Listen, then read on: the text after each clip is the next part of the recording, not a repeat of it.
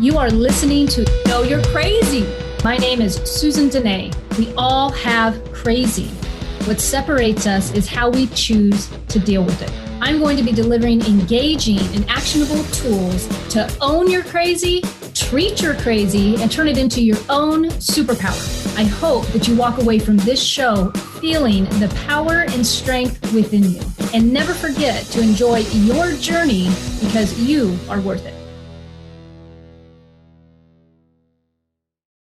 Hi, everyone. Talk about Know You're Crazy. My name is Susan Denee, and you are watching the Know You're Crazy talk show, where I am excited today to talk about emotional recovery in the raw because my guest is Rikki Stride, and Rikki identifies primarily as a wife, a mother to three, a homemaker, and a food detective.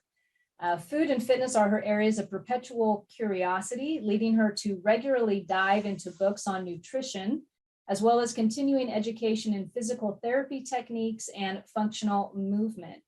She is I forgot to ask you, do I pronounce it NASM or NASM? She is a NASM Certified Personal Trainer, a health coach with the Institute for Integrative Nutrition, and a high school track coach. Rikki's mission is to be an approachable resource to people of all ages within her community who are like-minded and similarly curious about nutrition, health, fitness, and strength. Rikki shares that the favorite part of her day is strength training in the gym, with the potential each day to meet and connect with a fellow gym member. So welcome to the show. Thank you. It is so good to have you. It's really nice to be here. Thank you. Yeah, and I think you fulfilled your bio because that's how I met you. That is true. And that is a regular thing for me, and I love it. For being an introvert, it's amazing how much I love that, meeting people like you who walk up to me and just say, hey, let's talk. Well, I'll tell you what inspired me about Rikki. Or inspired about you was I'm sitting in the gym. I'm doing some weightlifting, some free weights, and I look over and I see this woman, approximately probably my age, and she's got this barbell with these huge weights. I'm curious how much weight you were lifting that day. I mean, it looks huge, and it's remind me of the name of the squat. Oh, I was doing Jefferson squat. Jefferson squat, and it was so impressive that your stature, your form, everything was spot on. Thank you. And I just was watching you and I was like, I got to talk to her because that is somebody who knows what she's doing. Well, thank you. Yeah. And so that's what inspired me to come up and talk to you. And because of the show, I'm always eager to speak with somebody who is an expert in the health area. A lot of times, as most of you know who've been watching the show, I share on emotional recovery and just life, really. In 4 key areas, and it's our career, our health, our relationship, and our finances. And so when I saw you, I was intrigued, and that's what started the conversation. And then, like most things, we see each other at the gym a few times now. That was the first time we ever met. Right. And we both been, how long have you been going to that gym? I'm going to go with about 14 years. Oh my goodness. And so I've been there 7 years. And that's the first time we met. I'm sure we've crossed paths and didn't even know it. Maybe. My husband says I walk around life with blinders on. And I think it's just that I don't want people to think that I'm watching them in the gym. And so I just kind of just do my own thing until somebody comes up and like elbows me, hey, let's talk. And then of course I'm happy to talk. So that's good that you look around and just learn from other people. Well, I think that's important. Yeah, I think it's really important. That's good. And so we're going to totally dive into the uncomfortableness people can experience when they first go to the gym. Oh, yeah. The initial trepidation that we may have, and not just with the gym, but any group activity that you're joining into. Most of the audience knows that, I've been in recovery from addiction and alcoholism for this month. I celebrate 21 years. But part of that is also finding your community, finding out who inspires you, who has something that you want. And so really how important it is to enmesh yourself almost in the type of people that you want to become or that you are. Right. And it helps with that motivation. In fact, the other day we were in the gym and we were actually talking about the importance of that, of being able to connect with people who are like-minded. Yes. Yeah. So I'm interested. What made you change it up? Was it 14 years ago? What's the story? How is it for you now today, working out, taking care of yourself, busy mom, health enthusiast, nutrition, I mean, all of these things. Like, what is your experience? So that was not a time of change for me when I joined what was Gold's Gym, which is now 425. Yeah. I had just leapt from one gym to this one just because I wanted a bigger gym. The one that I was at was pretty small. And I just thought, it's time. The rate was good. But I would say a big transformational point for me was just letting myself be okay and be confident with I can run. So I had been a gym goer. I had hired personal trainers starting at age 20, kind of gave it up for a bit, had kids. I mean, a lot happened in between there, but had kids. And then once my kids started kind of getting back into school, I thought, I'm going to get back into this gym thing. But then I kind of plateaued and I kind of got this bug in me to, maybe I can run. And I'd never been a runner. Cardio was always really tough for me. I get a really accelerated heart rate under stress. And at times it just goes through the roof. And I always told myself, I can't run. I can't do that kind of thing. But I started running half marathons at about age 40. So like, what is that? 2000, gosh, I've already 2011 or so. Like, what year was that? And I guess what went through that process is just going, I don't feel any more fit. I just feel hungry all the time. And then I even started gaining a little bit of weight because I felt so hungry. And then just realizing, hey, running 5 miles only burns 500 calories. You can't add an extra 1,000 calories of consumption and expect to burn it off. So then I would say then the next big thing was just meeting at a running expo a nutrition coach. Her name was Amy Gallo. She runs Vibrance Nutrition. And she asked if she could sign me up for a newsletter. I got on her newsletter and she gave so much information, free content to people who she sent her newsletter to about things like the hormone insulin, the hormone cortisol that I'd never even knew about. So informative. Yeah. And it was one of those things where I gobbled it up. I'm sure other people read it and just went, whatever. But I read it and I went, whoa, this explains so much. I did the same thing. It explains. I did the same thing. It's like your eyes have been opened. And then I just asked her, this is so great. What else should I read? And so she recommended some authors. And next thing I know, I'm just one book after another. This is so amazing. But then, of course, as I've explained to you at some of our talks in the gym, you feel sometimes like you read so much that then you just go, this guy conflicts with this guy, but yet they all sound so plausible. And so just finding what works for me. And that's been the last 5 to 6 years. It's just finding out, even though ketogenic is amazing for some people, it doesn't work for me. Even though veganism works for some people, it doesn't work for me. And just figuring it out. That is, so I'm trying, like, as I'm listening to you, I've got questions. So I'm going to back up to the marathon runner. What kind of training? I've only known one other person that's really dedicated their time to marathon running. And it was my old neighbor. He moved away, but he was saying the training is completely it's different, right? It's like a part-time job. You spend a lot of time. But, and so the calorie intake, and you were 40 at that time. And so as you guys know, the title of the show was Strength and Fitness After 40, because I had started back to the gym at 40 or returning back to physical fitness at 40. Similar reasons to you.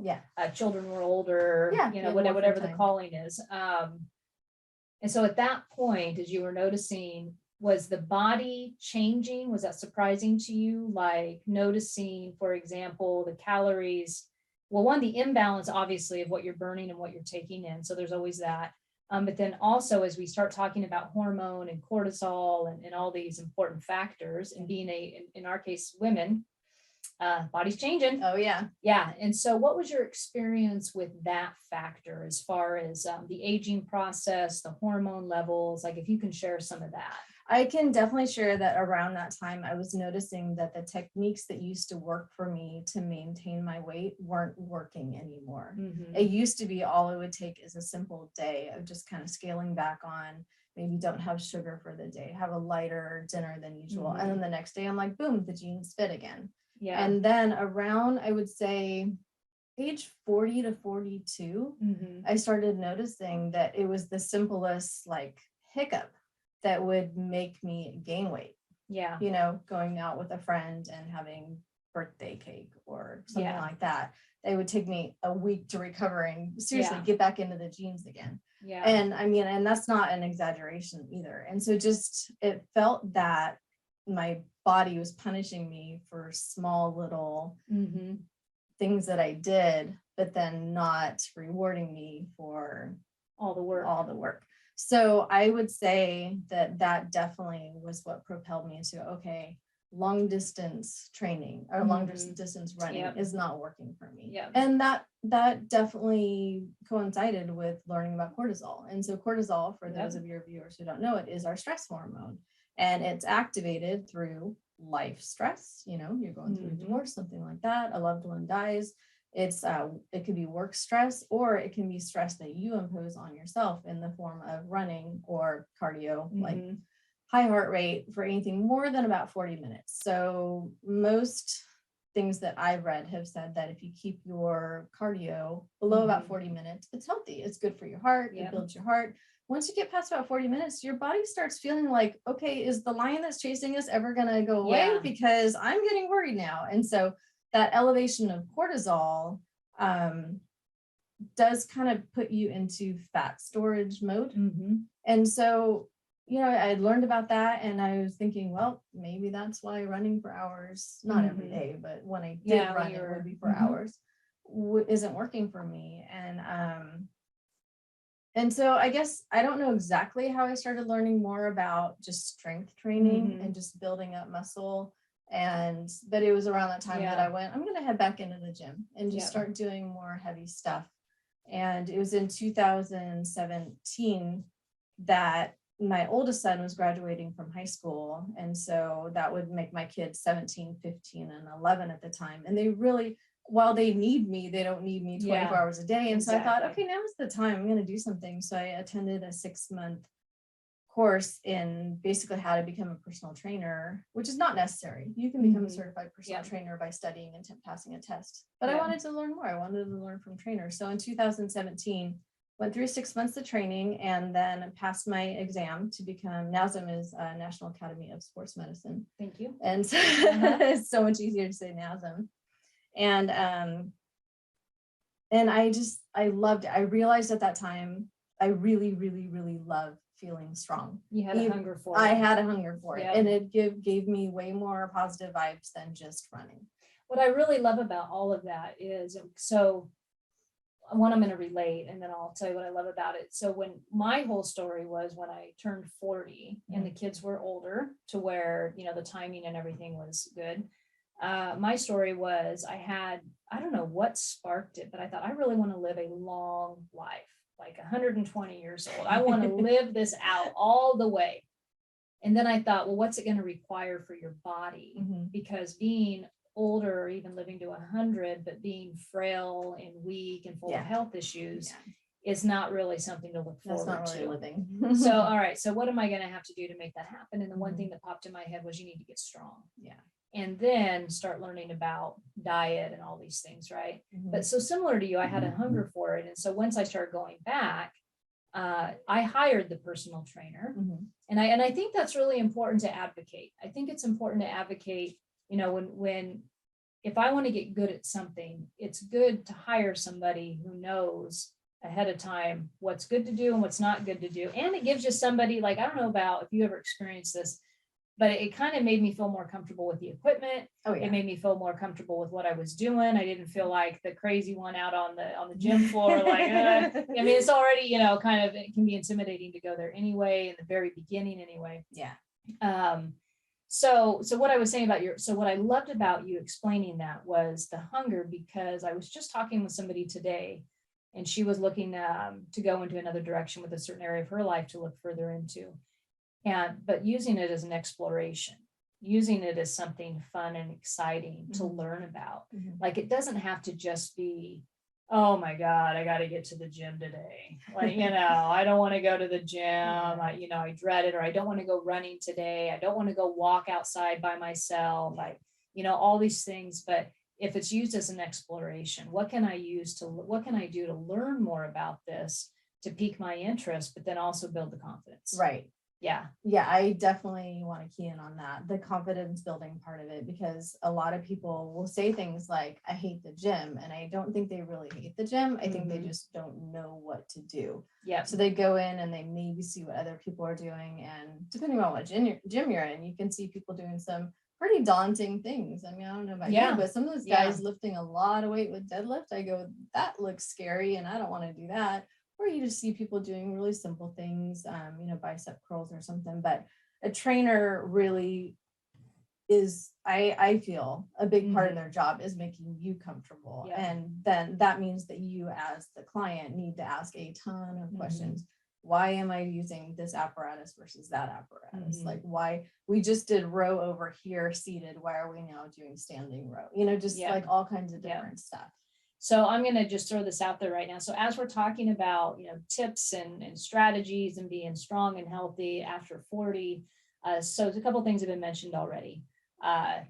Get somebody to help you in the gym, whether that's a personal trainer, maybe it's a buddy you got that knows the gym, somebody who knows the ropes. If financially that's not something that's in your budget, but you still want to go, as you had mentioned, the gym memberships are relatively cheap now. I mean, like 20, 30 bucks a month. I mean, that's not much. And they're even month to month. It used to be you had to sign a year contract. Yeah, no more contracts. You just, you pay your 30 bucks a month. You do what you want to do. Give it a try.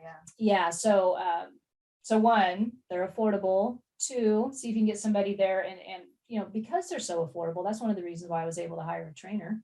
Yeah. And I only did a half hour a week. Yeah. And I paid that. And then I think I saw him for a year. I just went the whole year. That's great. And to take that in. And then what was the other thing you said? Being comfortable with what you're doing, take an assessment of the gym. The things you're finding intimidating. So anyways, I wanted to point out the couple tips that we've thrown out. Hire a personal trainer if possible, get educated. Yeah. And then the other thing that popped in my head when you were sharing was the ease at which we can find education now about lifting. I know when I came up to you that day about the Jefferson lift, you had said there was some great YouTube videos. Yeah. And some great instruction online. True. But you have to at least have a starting point. So for me, I had never heard of the Jefferson squat before, even though I feel like I know most things to do in the gym. But I had heard of it through, and this is a pretty different topic. Let me know if I'm going off the rails, but through Ben Patrick's program, he founded a company called ATG, which is Athletic Truth Group, and he goes by the name Knees Over Toes Guy. And you can find him on YouTube, Knees Over Toes Guy. He has a lot of great content, but I love what he does. He basically is just wanting to get people strong in all their joints, ankles, knees, hips, so that they can live to be 120 and still be moving. And so I've known about him for years, and I was kind of just looking over his website one day, and I was seeing that he does coaching, or I guess he educates people to be coaches for his program. Level 1 ATG coach, level 2, level 3.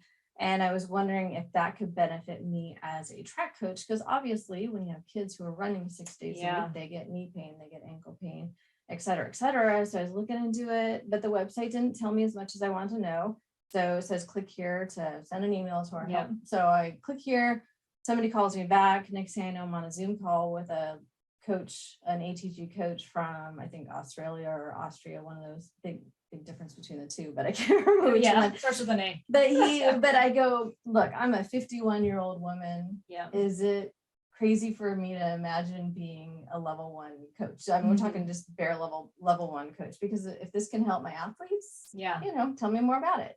And so he was talking to me about what would be the requirements to basically pass, to be a coach. And I had like 15 minutes with him, and he rattles off a bunch of stuff, and I didn't even have time to ask a ton of questions, but he says, Jefferson squat. He goes, you need to be able to do a Jefferson squat without bending too much or like rounding at the back. And so I'm just making notes, and I'm like, we'll look that up later. And so that then turned into me watching a ton of videos on Jefferson squat. And I went, and that's great. And the reason why you and I, or one of the things you and I talked about, is how I've had to give up barbell back squatting because of sciatica, which then led to spine surgery. And my spine surgeon's like, no more you know, and that was one of the things that intrigued me about you because I have a lower back issue.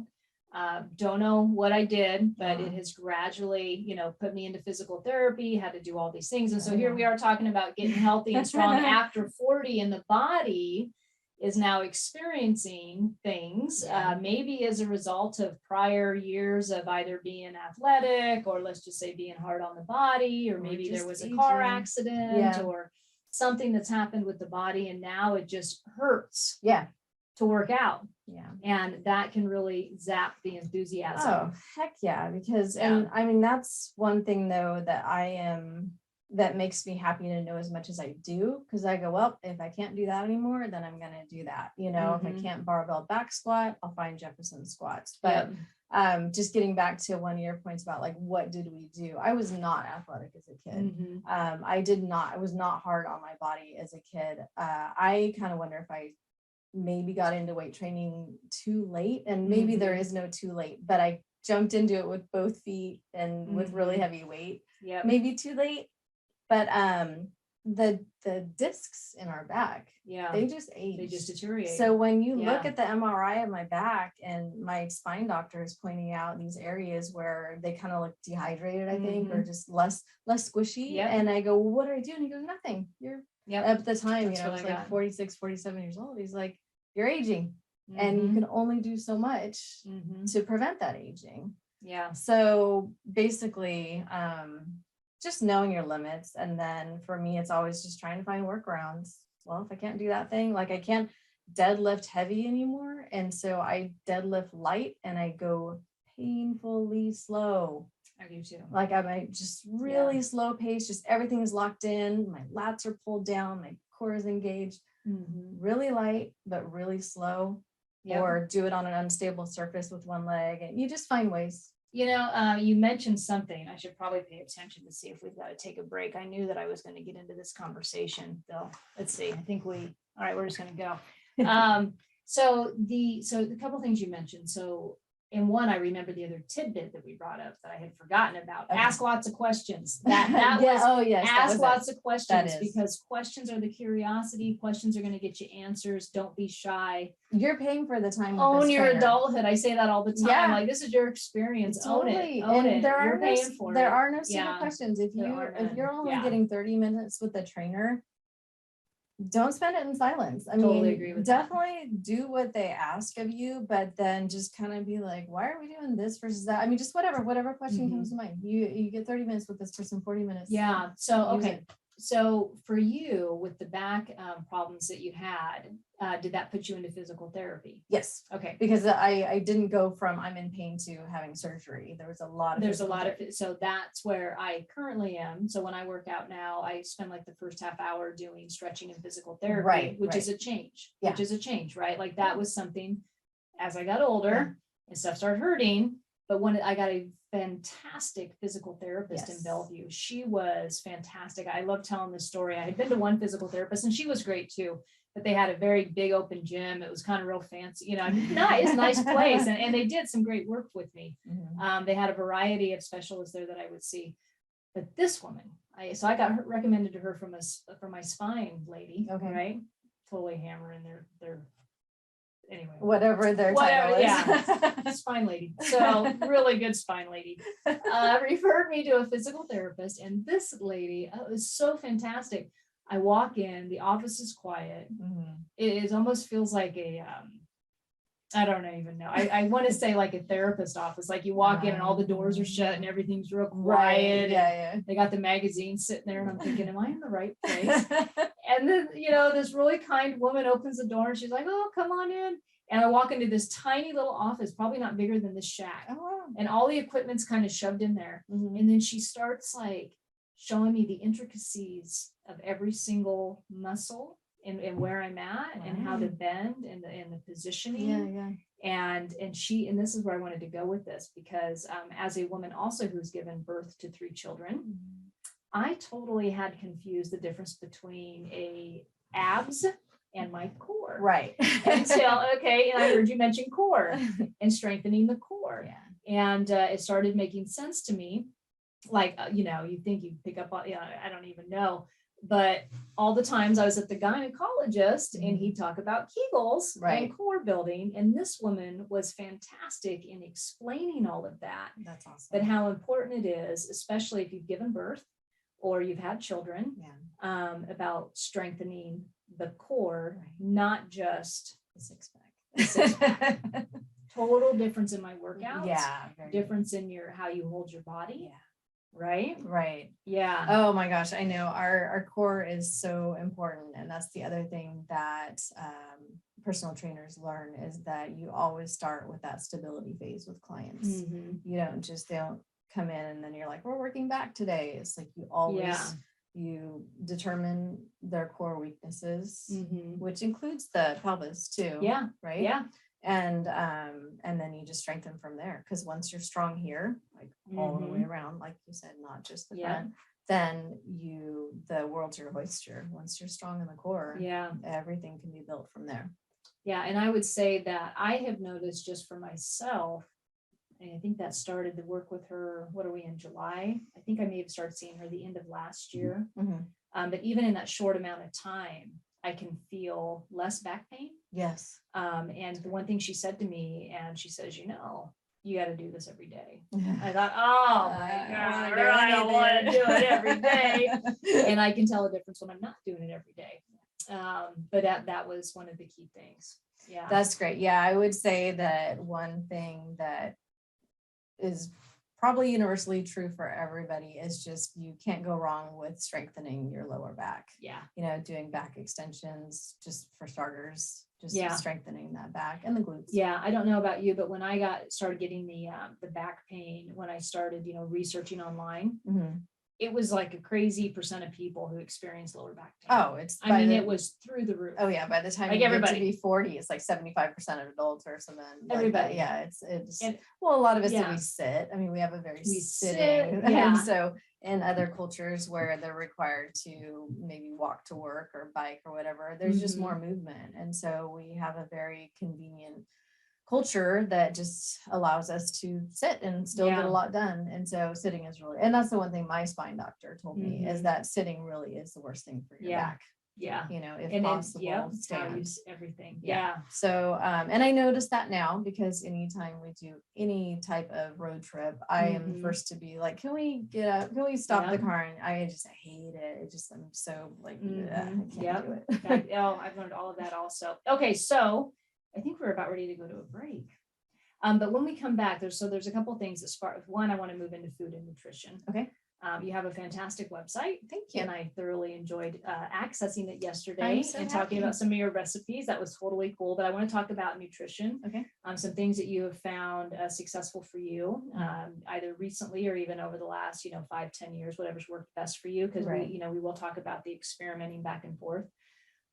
Might even go into some of the lower back tidbits as far as some different things that I was probably shown to do. And probably you have some stuff in there too. Exactly. And then what's most important, at some point in the show, we're going to talk about just the emotional game that can be either if you have to overcome the emotional game, the mental game, as far as, finding the willingness and the wherewithal to get there and start working out or to start taking care of your health is really what we're talking about. So having said all of that, we will be back shortly with more information.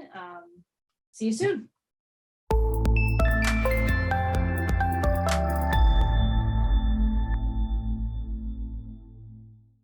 Welcome back to the Know You're Crazy talk show. I am here with Rikki Stride, and we are talking a bit about being healthy, strong, and fit after 40. The first half hour just blew by. The whole hour is going to be like that, I'm sure, because there are so many things to talk about. And we've talked anything from, when you're wanting to get healthy and fit, how important it is to surround yourself in the community of people that are on the same game as you. They're practicing the same things. They have something that you want. I had given an example of just recovery for a lot of times in alcoholism and addiction. When we recover, we find our community, we find people that have something that we want, they show us the way, and then we follow and then eventually become good at it and give it back. Similar to anything that you do. But when it comes to health and fitness and the example we were talking about, because we met at the gym, was just how key that can be in putting yourself in that energy around people who are focused on the same thing. Yeah. And a couple tidbits of, tidbits of advice, if that's what I want to say, that we were giving was, gym memberships are cheap anymore. They're less than $30 a month. They're on a month to month. They're no longer contracts. Hiring a personal trainer can go a long way in educating you on equipment and really just helping you feel comfortable. And then one thing that you mentioned that I thought was really important was ask lots of questions, utilize the tool that you're putting in front of yourself. And then something I threw in there was the effectiveness of being able to go online and really research, like if you're looking at YouTube videos or different workouts, and you had given the feedback of how important it is to, make sure that when you're researching these things, you've kind of got to lead into why you're looking into that particular exercise. Usually there's something that's been behind it. And you had given an example of a coach that you had been talking to, and that's what had led you to that Jefferson squat. And then knowing that when you are looking at something such as Jefferson squats, know what a good source is. And that's going to be tough for people who aren't really familiar with how to search in that area. But I know that bodybuilding.com is a great one.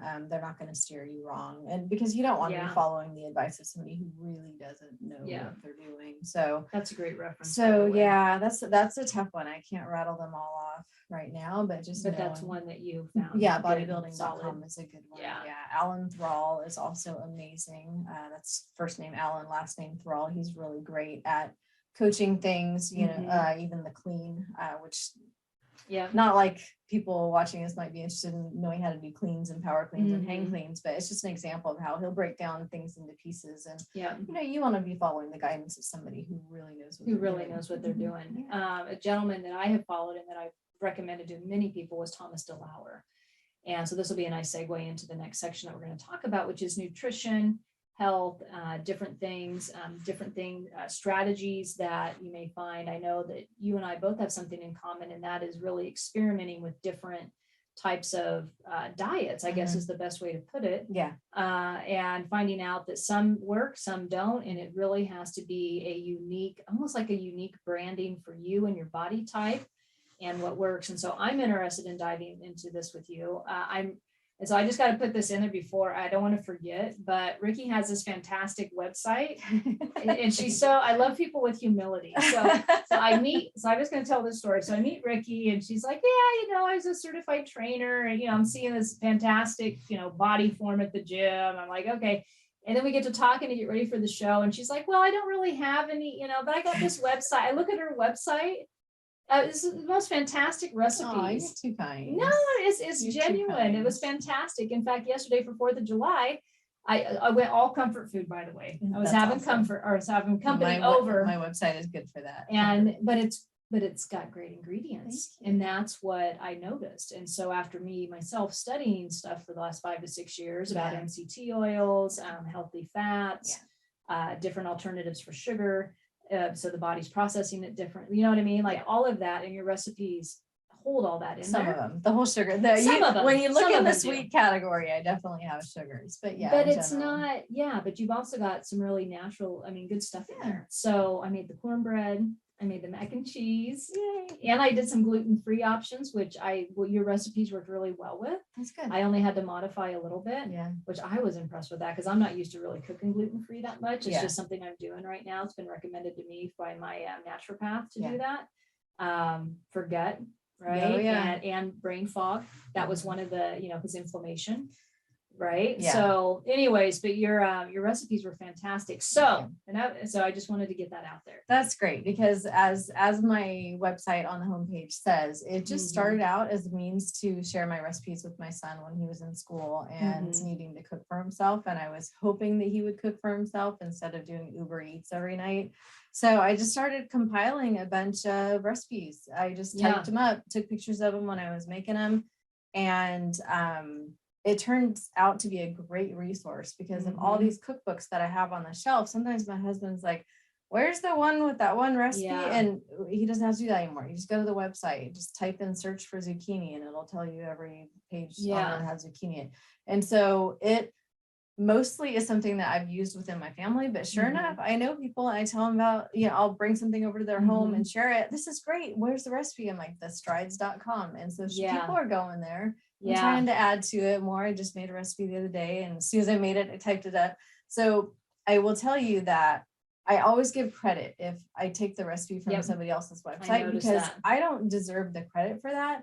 But I'll tell you what drives me bananas about people's blogs is that it starts out with a really long dialogue, and then there's a pop-up video and click here. And then I'm like, where is the recipe? I was scrolling on my phone, like, okay, where's the ingredients? And things are flashing at you. Are flashing. So I just want the recipe. I just want people, I want to get the recipe to people and just use the recipe. I don't need to make money off this. Just here's the recipe. So I'm really glad you enjoyed it. It was fantastic. That's great. Yeah, and easy to read. Oh yeah. In fact, I was on my phone in the kitchen when I was doing it, and I thought, I wonder if it's mobile friendly. Totally mobile friendly. Right. Yeah. Easy. Yeah. So, no pop-ups. And I love your explanations, and you are 100% honest with the fact that you do not take credit for anything else. You'll be like, I got this recipe off of this. I modified X and Y or whatever. That's what it is. Maybe I make a few modifications, but in general, Natasha'sKitchen.com deserves credit for the Philly cheesesteak sandwich recipe. You know, like she is the one who. So anyway, that was a pretty long offshoot, but I just wanted to say that I'm so happy that you enjoy the website. Oh, it was great, and so I definitely wanted to give you kudos on that. Thank you. So having said all that, what are some of the best nutrition things that worked for you that you've learned about over the last several years? Oh, I would say first and foremost, just getting rid of anything that's processed. Just as much as possible, just sticking to just basic ingredients. So give me an example of processed in case somebody's literally like, okay, well, is this processed? Is that processed? Absolutely. Like, I mean, if it comes in a box, that's usually a dead giveaway, but I would say anything that's like pasta based, flour based. I mean, flour is a processed food. It's a wheat plant that's been ground into something that then we turn into something else. But I would say that just, those are the two biggest things is like pasta and wheat. And I mean, just stick to basic ingredients, you know, as much as possible. Just stick to meats, vegetables, some fruits, and you can't really go wrong with that. So you keep, so mainly, you know, and this is old saying, but keep to the outside of the grocery store. The perimeter. Right? Exactly. Perimeter. When because those tend to be the perishable areas. Like I know in the grocery store I go to, there's dairy along the back and eggs. And then when you keep moving back, there's meat and then there's produce. And so everything in the center tends to be more of the, you know, the crackers and the cereals. I would say you don't have to have cereal for breakfast. I mean, fry up a couple eggs and slice up a quarter of an avocado and put some salt on it. And okay, you gotta slow down. See, that is something, if I was watching this show right now, I'd be like, what did she just say? I'm going to take notes on that. Okay, so just repeat that. Seriously, that was good. The simplest breakfast that I have probably 4 times a week is just cut an avocado in half, cut it in half again. You got 1/4 of an avocado, slice it into very thin slices, sprinkle a little bit of sea salt, fry up 2 eggs in MCT oil, salt those a little bit. If you're a black pepper person, put black pepper on it. Put the slightly runny oaked eggs on top, of the avocado, and then just I know, so delicious. So okay, so I'm going to break this down. Okay, MCT oil. Why is that important to you? It's important because you can use that at any temperature of cooking. Unlike some other olive oil is a good example of something that is a great product, but once you cook it, it gets to a certain temperature and it becomes oxidized, and then your body, it's not as good in your body because then you've heated an oil that is best served cold. So olive oil, use it for salad dressings and stuff like that. MCT oil has a pretty high smoke point, so you can fry a pretty hot pan with MCT oil in it, and that oil remains healthy for you. I just learned something because I haven't thought about cooking like in a pan with MCT oil. So I've used avocado oil for the same reason, higher burning point, I think. Higher than olive oil anyway. Higher, but not as good as MCT oil. But not as good as MCT oil. And I never considered cooking with MCT oil. Absolutely. So cool. And it's flavorless, so it's perfect.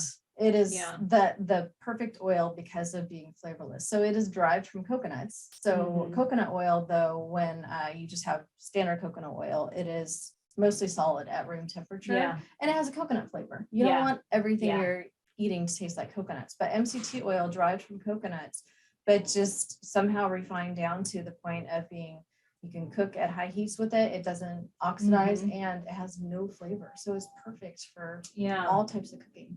And I noticed your bulletproof coffee recipe. Mhm. And so that's one. Mine was very similar to yours. I think the only difference might be I add a little bit of salt to mine. Okay. And that was about it for, to help with the minerals in the body or whatever, some Himalayan salt. Yeah. So how have you found using healthy fats beneficial to you? Well, they're definitely satiating. Yeah. Because if you are a person who's primarily getting by on mostly just carbs and protein, Yes. When I ate that way, I don't even know how long ago, mostly carb and protein, and really trying to limit fat because being a youngster in the 80s, it's almost like I have an endless appetite. And so, especially if you're mostly focusing on carbs and not even a ton of protein. So if you're trying to limit fat, you just kind of never really feel full. I shouldn't say me. I never really felt full. But when you add in, like I say, in the avocados for breakfast and eating eggs with their yolk instead of like the 80s was all about just only eat the whites. And are you, so I know for me, my egg purchase, I always go for pasteurized, really healthy, pastured, sorry. But always focusing in on that to get the healthiest type of egg possible. And for ethical reasons to the animal. Like that's kind of where I'm at, is I want to, if I'm going to be a meat eater, which I imagine I will be for the rest of my life, I want to at least feel good about the animal having a decent life. So as much as possible, sticking with the pastured. And then of course, pastured eggs are going to come from animals, hens that are on their natural diet. They're not being fed corn and soy, which then turns into you eating basically corn and soy from their eggs. They're out there digging most toxic foods, digging grubs out of the ground. Like we want that animals to be eating its natural diet and then producing the healthiest eggs, which then turns into the healthiest food for you. So the pastured component of it, that's something in the last 5 years I've really, or maybe more, just really focused in on, like not eating. And you can tell the difference. You look at an egg, right? You get the two different they're bright orange with a good egg, and then they're like pale yellow and sad looking with the caged hen. So that's a big focus in our family. It's just feeling good about being meat eaters because we buy from a farmer who raises his cattle on pasture, and these they're not crammed into pens and stuff like that. The whole grass fed, like all the way through, as much as possible. Not just the label that says grass fed. It has to be all the way through. I mean, as much as possible. Granted, when we go out to eat or if I go to a friend's house, I'm not a snob about that. I just gotta 95% of my food is eaten at home, so I have control over it. The other 5% of the time I'm on vacation, I'm not gonna be quizzing the waiter on what kind of lice a cow has. I'm right there with you. You do what you can. And that brings me to another good point about food in general is don't expect yourself to be 100% all the time. Give yourself a little bit of grace. I would say, if possible, 90% of the time, do what you think is the right thing, the best thing. 10% of the time, just kind of let go. You know? I mean, you have to be able to go out with a friend and have something that's enjoy life, right? Enjoy life. Don't micromanage all of it. Don't turn it into 50% of the time. Just do what you can. Okay, so I want to get your feedback on fasting.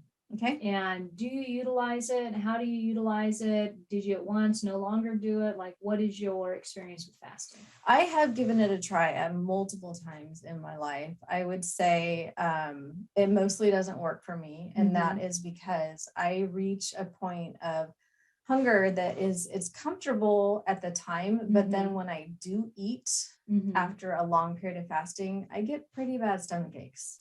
So it's not worth it to me. And also the times that I tried it, it hasn't really felt beneficial. I know some people say they reach these amazing level of clarity, of something. I never felt that. So I would say what works best for me is just to, as much as possible, which is almost every day, just stop eating about 4-ish hours before I go to bed. Okay, that was going to be my next question. Is when you cut off. So for you, is that like about 6 or 7? 6 or 7, and then because I go to bed by about 11, and currently, and it's the way I sleep best, because if I eat too close to bedtime, I can actually wake up with acid reflux. It's like being horizontal with food in my stomach processing. So then if I eat too close to bedtime, then I have to prop myself up with pillows, then I'm not as comfortable. So I stopped about 4 hours before. And that works really well because I sleep well. I'm not going to bed hungry. I'm not going to bed full. Yeah. But yeah, the fasting, I admire people who are able to do it. I mean, some people say that it's amazing. If I only eat within a 6-hour window, I feel really great. And for me, if I wait too long, even though I don't ever get that hangry phase that some people will talk about, I can handle that. Like right now, I'm very hungry. I can feel it. It's not bothering me. But if I keep waiting and waiting and waiting, then when I do eat, it's almost like my stomach just goes, what the heck? So it doesn't work for me. Yeah. I wish I could say it did. My experience with it is, I don't know if I've ever had like the amazing clarity. I may have experienced some good energy days. Okay. I like to keep 12 hours from, like, I just keep that in the back of my mind, 12 hours between the last meal and when I eat the next day. And so sometimes if I eat last meal and I'll snack. So that's what gets me is I'm going to snack on some dark chocolate, at about 7:30, 8 o'clock, watching a movie with my husband. Yeah. And that's where that'll get me. And so then I'm clocking, like in my head, I'm just aware, 8 to 8, 12 hours. And then I'll work out fasted. Right. And so, which I am just used to. I've always done that. I didn't realize I was doing that. Like even when I started back to the gym, because I was going to the gym so early. Yeah. Because, the routine was what it was. And so I didn't realize I was always doing that. So that always worked out for me to work fasted. And so I'm going to ask you this question. I'm going to move on to the mental and the emotional. And I'm wondering, where are we at? 5:50. I think I probably missed that last break, didn't I? Well, that's good. We don't need a break. Maybe she can send me a chat. I don't know. Okay. Anyway, we were talking about what do you do to refuel after a workout? Oh, like what works for you? And I think you were talking, I'll just let you say what we were talking about at the gym yesterday. Yeah. Okay. Well, my normal routine is that I wake up and within 30 minutes of waking up, I'm having that cup of coffee, which it is on my website, thestrides.com. It's like, I don't even know what I called it. I probably called it Bulletproof. You did. Because we do use Bulletproof brand coffee, and then we've tweaked the recipe from what the author Dave Asprey recommends. And the Bulletproof coffee is important because of why? Well, it's not just caffeine. It's almost like it's going to slow down the caffeine because it has the fat in it. So it has MCT oil or coconut oil, and then unsalted butter. So it basically has like 20 grams of fat right there between those two. And it just kind of helps you metabolize the caffeine. If I just drink black coffee, I would be bouncing off the walls. And so the fat just helps slow down the metabolizing of it.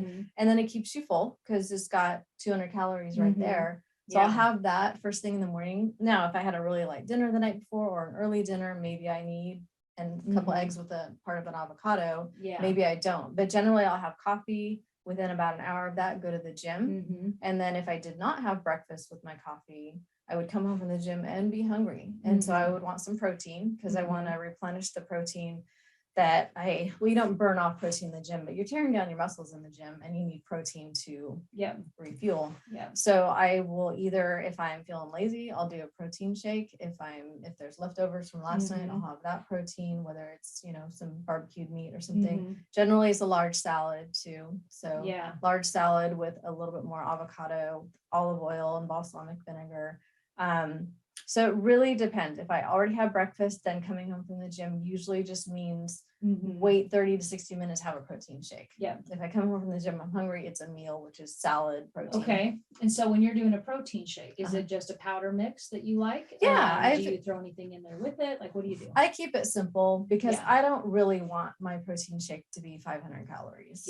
I want to have, because if I start doing that, then I'm skipping things like my salads. So today, I came home from the gym, had a very large salad, which is a dinner plate size torn up lettuce. And then I had some avocado on it, some feta cheese, balsamic vinegar, and olive oil. And then because I didn't have any protein already created from last night's dinner, I did a shake, which was just 8 ounces of unsweetened almond milk and 2 scoops of Primal Kitchen brand coconut vanilla whey powder. So it's like 20 grams of protein.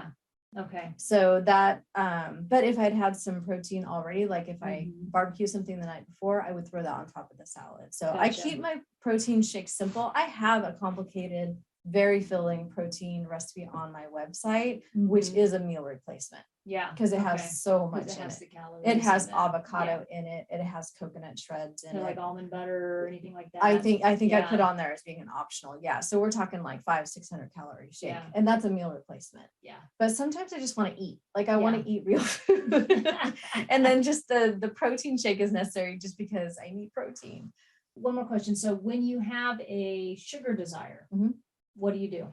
Usually dark chocolate. Yeah. Yeah, and we keep that around. In fact, right now it's in my garage refrigerator because I'm tired of opening up the pantry and seeing it every time I open up the because Yeah. even though I think I'm not in the mood for Yeah. chocolate in the middle of the day, if it's staring right I at me. hide mine too. But we do Yeah. like 62 to 70%. And it's definitely sweet enough. If you have gotten off sugar Yeah. and you're not eating sugar on a daily basis, dark chocolate is definitely sweet enough. It really to is. Yeah, I fulfill do the that. same thing. So Yeah. that's kind of it. I mean, if I'm really, I do bake. We tend to have these, oh, it's Father's Day, do you want cheesecake? And I'll make a cheesecake and we'll eat it. Yeah. But on a general basis, if I'm in the mood for something sugary, it's dark chocolate. And it's just plain dark chocolate. There's nothing else in That's it. what I do. Yeah. That's It's what I do. so can you just put it in your mouth and melt and it is perfect.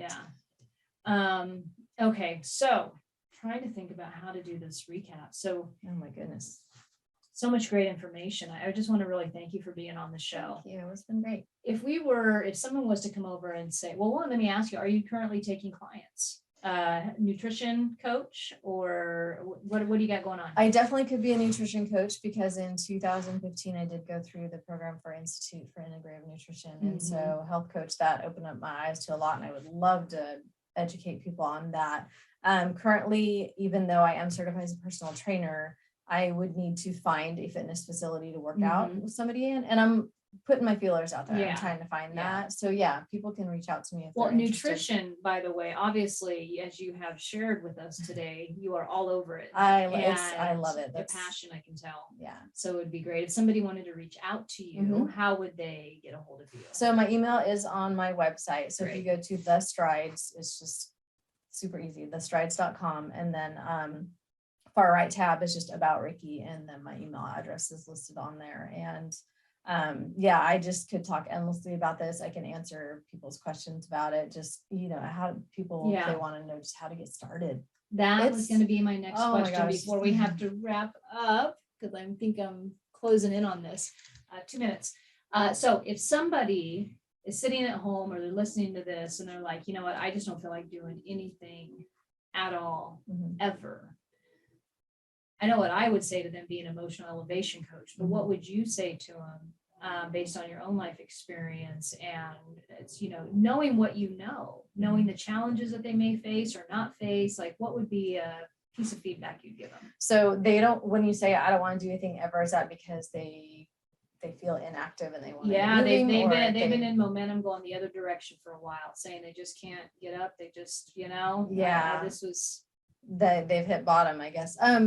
Basically just start with walking for 15 minutes, just get out and move, and hopefully just fresh air can help you, and try to say no to some processed food that you're eating that day. So try to take a break from sugar, like take a day off from sugar, and just take baby steps. Don't say something like, I'm going to run a marathon next year. Don't. And I will add to that, and then we will wrap up the show. So I would add, as an emotional elevation coach, the piece that I would add to that is take a look at how many times you are telling yourself, I should be doing something. And when you're not doing it, you're shaming yourself. So just pay attention and take notice of your accomplishments for the day.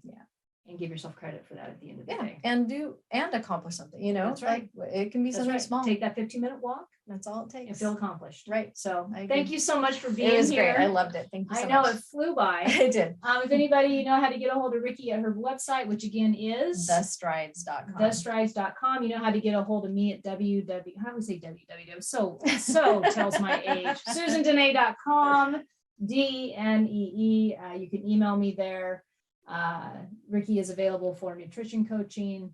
I'm always available on one-on-one emotional elevation coaching or high performance coaching. So reach out if you're interested in any of that. Otherwise, have a blessed evening and enjoy it. And all to you in your health. Thanks. See you next week. You have been listening to Know You're Crazy. Crazy. And my name is Susan Denee. We are identifying, understanding, and treating your crazy one episode at a time. Tune in to transformationtalkradio.com. To connect with me or Growth Spurt Your Life, please visit susandenee.com. That's Susan Denee, DENEE.com.